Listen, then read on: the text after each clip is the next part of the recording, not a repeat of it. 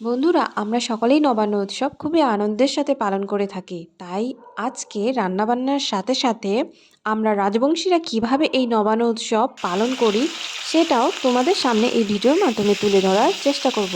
তাই ভিডিওটি স্কিপ না করে সম্পূর্ণ ভিডিও দেখতে থাকো।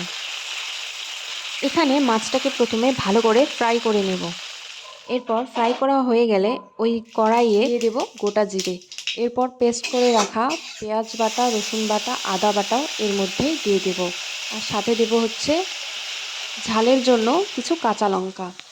এরপর এর মধ্যে দিয়ে দেব হচ্ছে হলুদ আর হচ্ছে পরিমাণ মতো লবণ। আর আমরা রাজবংশীরা এই নবান্ন উৎসব খুবই আনন্দের সাথে পালন করে থাকি, কারণ এই দিনটিতে মাঠে চাষ করা ধানের প্রথম চাল বাড়িতে রান্না করা হয়। এরপর দিয়ে দেবো এর মধ্যে জিরে গুঁড়ো, ধনে গুঁড়ো আর হচ্ছে শুকনো লঙ্কা গুঁড়ো। এরপর এটাকে বেশ ভালো করে নাড়াচাড়া করব।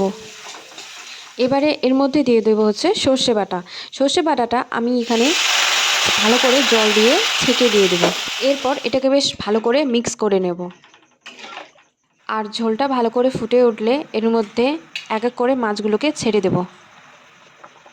আর নবান্ন মানেই হলো অনেক রকমের শাকসবজি রান্না করা আর আনন্দের সাথে সেটাকে উপভোগ করা। এরপর এর মধ্যে দিয়ে দেব হচ্ছে কুচানো ধনেপাতা। এবারে ঝোলটা বেশ ভালো করে ফুটে উঠলে এটাকে এখন নামিয়ে নেব।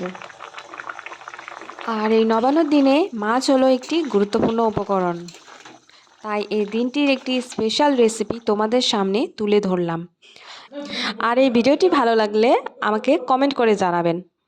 তাহলে দেখা হচ্ছে নেক্সট ভিডিওতে।